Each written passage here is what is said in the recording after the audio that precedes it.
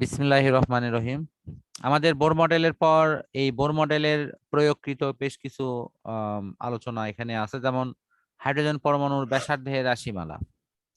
আমাদের এই রাশিমালাটি বের করার সময় এখানে যে থিমটা ব্যবহার করা হয়েছে সেই থিমটা আমি তোমাকে বলে দিচ্ছি। সেটি হলো চারদিকে ঘূর্ণায়মান ইলেকট্রনগুলোর তোমার একটি হলো কেন্দ্রমুখী বল আর একটা কেন্দ্র বিমুখী বল, এই দুটাকে ক্যালকুলেশনে নেওয়া হয়েছে। কেন্দ্রমুখী বল হিসেবে mv² ভাগ r, আর এটাকে কেন্দ্র বিমুখী বল বলা হয়, কারণ কেন্দ্রমুখী বল আর কেন্দ্র বিমুখী বল এই দুটোই পরস্পর সমান। আর ইলেকট্রন এবং প্রোটন গুলো পরস্পরকে যে বলে আকর্ষণ করেছে সেটা হলো তোমার কুলম্বীয় আকর্ষণ বল। এই আকর্ষণ বলের থিম হলো এটা। এই দুইটা পরস্পর সমান ধরে নেয় এখানে কিন্তু এই কক্ষপথের ব্যাসার্ধের রাশিমালা বের করা হচ্ছে।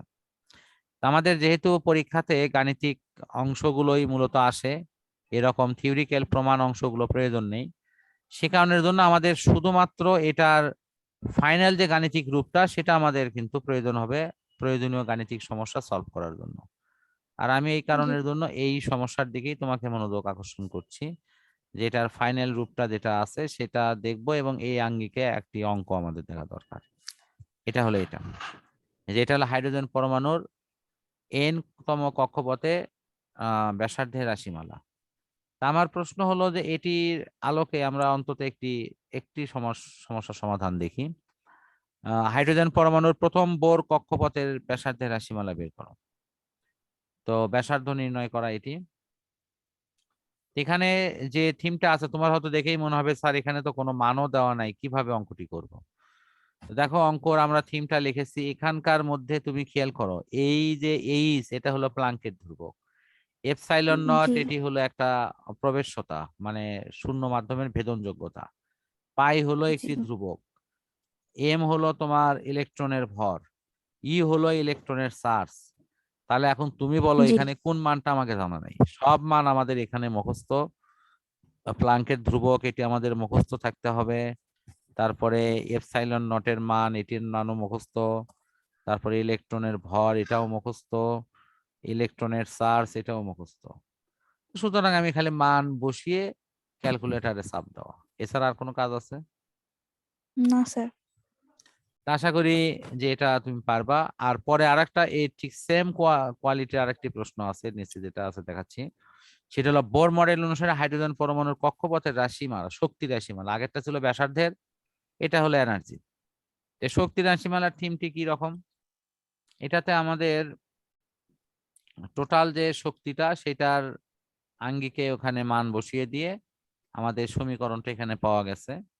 এই যে এখানেও কিন্তু তোমার ঠিক সেম অপশন, আহ মানে তুমি শুধু ওই সূত্রটা আয়ত্ত করলে, এই যে এম হলো ইলেকট্রনের ভর, ই হলো ইলেকট্রনের চার্জ, এন হলো কক্ষপথের নম্বর, এইচ হলো প্লাঙ্কের ধ্রুবক, এপসাইলন নট হলো কি ওই শূন্য মাধ্যমের ভেদন যোগ্যতা। তাহলে আগের প্রায় সেম মানগুলো এখানে চলে আসছে। এখানে বাড়তি আছে হলো তোমার এনটা, এন হলো কক্ষপথের নম্বর, মানে কক্ষপথ কত নম্বর কক্ষপথ হবে সেখান থেকে এর মানটা নিব, নিয়ে মান বসে জি দিলেই আমাদের এখানে অঙ্ক, এই এই নিয়মে যদি অঙ্ক পরীক্ষায় আসে তো এই সূত্রটি প্রয়োগ করে আমরা অনায়াসে কিন্তু অঙ্ক করতে পারবো। জি তাহলে আমরা মোটামুটি প্রায় শেষ পর্যায়ে চলে আসছি। আহ এখনকার পড়ার এটি কিন্তু একটা মানে বাড়তি সুবিধা আর কি, যে আমাদের কোনো প্রমাণ পড়তে হচ্ছে না, শুধু আমাদের গাণিতিক টার্মগুলোর যে ফাইনাল রূপটা সেটা আমরা দেখতেছি। এখানে রিডবার্গ ধ্রুবক হিসেবে একটি মান দেয়া আছে, এখানেও কিন্তু শুধু সমীকরণ, এখানে কোনো মানে কিন্তু আমাদের মুখস্থ না।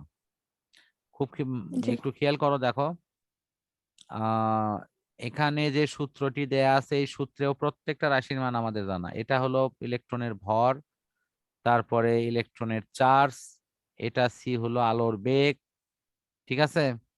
তারপরে এইচ হলো প্লাঙ্কের ধ্রুবক, এই যে তোমার এপসাইলন নট সেটি হলো তোমার একটা শূন্য মাধ্যমের ভেদন যোগ্যতা। তো সুতরাং এখানেও কিন্তু আমরা অনায়াসেই খালি সূত্রটি যদি আমাদের আয়ত্ত থাকে বা মনে থাকে, আমরা এই সূত্র প্রয়োগ করে গাণিতিক সমস্যার ইনশাল্লাহ সলভ করতে পারবো। পড়া কিন্তু তোমার অনেক দূর পর্যন্ত আগায় গেল, ঠিক আছে। জি এই কারণের জন্য আমি এই জায়গাটাতে তোমাকে আমি রসায়নের একটু হেল্প নিতে বলবো। রসায়নের যে বিভিন্ন যে তুমি সিরিজ গুলো দেখোনি, ওই যে তোমার হলো বর্ণালীর ক্ষেত্রে প্যাসেজ শ্রেণী, ব্র্যাকেট শ্রেণী, ফার্ন শ্রেণী, এর আগের পৃষ্ঠায় মনে হয় আরেকটা শ্রেণী গুলো আছে, আছে এখানে আছে। এটা আমার লাইনটা মনে হয় চোখে পড়েনি। এই যে ল্যামেন শ্রেণী, বামার শ্রেণী, মনে পড়ে কি রসায়নে এরকম বর্ণালী কিন্তু পড়ছো? জি স্যার, জি জি, আলোর বর্ণালী। হ্যাঁ, এটাই। তো এই যে ইলেকট্রন গুলো কিভাবে কোন অঞ্চল থেকে কক্ষপথে লাফিয়ে পড়বে, এইটার উপরে মানে ওই আবিষ্কারকের নাম ধরে ধরে এটা নামগুলো দেয়া আছে। জাস্ট খালি এটার ওই আবিষ্কারকের নাম, কত সালে আবিষ্কৃত হয়, এইটা মনে রাখা। যেমন এটা দেখো, এই যে ল্যামেন সিরিজটা, এটা আসে হলো তোমার 1916 খ্রিস্টাব্দে। উনি অতি বেগুনি এলাকায় এটা পান। তারপরে তারপরে ক্রম আসে কি বামার শ্রেণী, এটি হলো 1885 সালে। হাইড্রোজেনের বর্ণালীর দৃশ্যমান এলাকায় এটি পাওয়া যায়। এরকম মানে আমার ওই গাণিতিক অংশ বা অন্যান্য অংশের দরকার নেই, শুধুমাত্র তোমার পরিচয়টা কি, কে কত সালে আবিষ্কার করলো, কি বিষয়, এটাই বা কার উপর ভিত্তি করে। জি আমার মনে হয় যে তুমি এই বর্ণালীগুলো শেষ করো। তো আমাদের আজকে পৃষ্ঠা নম্বর লেখা রাখো, 510 পৃষ্ঠা পর্যন্ত পড়া কমপ্লিট হলো। আমি আর এটার কিন্তু বিবরণে গেলাম না। এ ফার্ন সিরিজ, ব্র্যাকেট সিরিজ,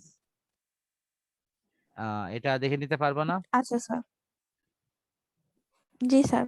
আচ্ছা, সমস্যা নাই, তাহলে আমি আজকের পড়া এখানেই সমাপ্ত করছি।